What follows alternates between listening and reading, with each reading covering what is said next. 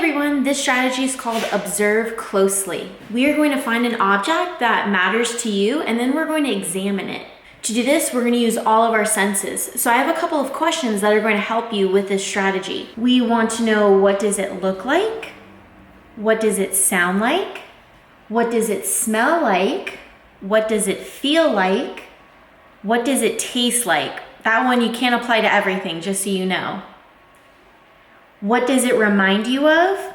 And how does it make you feel? So again, you're gonna need something from inside your house, something that you can examine. For me, I'm gonna use my Xbox controller. It's something that's important to me. The first question was, what does it look like? What I would do in my journal is write down, how does it look? So I might describe the color, it's red. We can also compare it to something else. So I might say it's about the size of a remote. The other thing I might say, it has lots of buttons, 2 joysticks. So this is everything that I can see. The next question is, what does it sound like? Some objects may lend themselves to this and some may not. If I'm thinking about what my controller sounds like, that might involve me, moving the joystick, pressing a couple buttons, and so I can hear that clicking noise, and that's something else that I could write down in my notebook.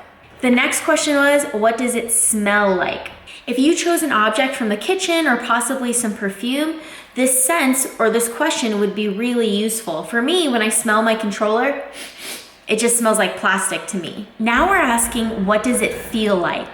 A lot of my friends have Xbox controllers at home, so go ahead and grab your Xbox controller. You can help me out. If you feel your Xbox controller, I would say this part of it is smooth. Maybe your joysticks, I have these little pads on there, so I have better grip, so I might say it's bumpy. I might also call this rigid because it's strong and sturdy. As long as, nobody rages with your controller, it won't break, right? The next question, what does it taste like? It does not apply to everything, so you don't want to be tasting things that aren't meant to be tasted. So no, I will not be tasting my controller. The last 2 questions here are going to make a big difference depending on what you chose to examine. The first question, what does it remind me of? Well, my Xbox controller reminds me of all the games that I have on my Xbox that I enjoy playing with Mr. Carlos. The second question, how does it make me feel? Well, it makes me feel pretty happy that I get to spend some time and relax and play something that I enjoy. Now, all of your answers to these questions, hopefully you were jotting them down because that's going to help you start your writing. So this is something that you can do with any object in the house,